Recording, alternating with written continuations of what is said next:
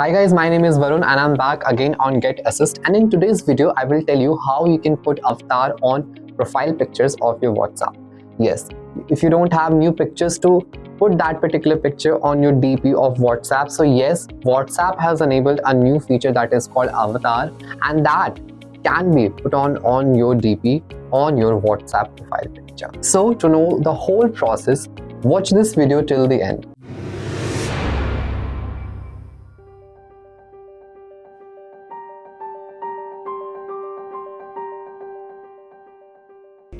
So to start this process, first of all you need to open your WhatsApp. Now click on this three dot, go to settings. Now click on this avatar. Now create your avatar. Now click on get started. Now take one picture of yours. Now you can select the skin tone, and now it's done. So click on done if you are satisfied with this avatar, or you can click on make more edits.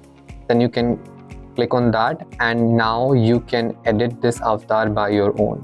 So by using these steps you can put your any avatar on WhatsApp DP, and by using these avatar DPs, interesting DPs, you can make new friends and you can get a good impressions on WhatsApp.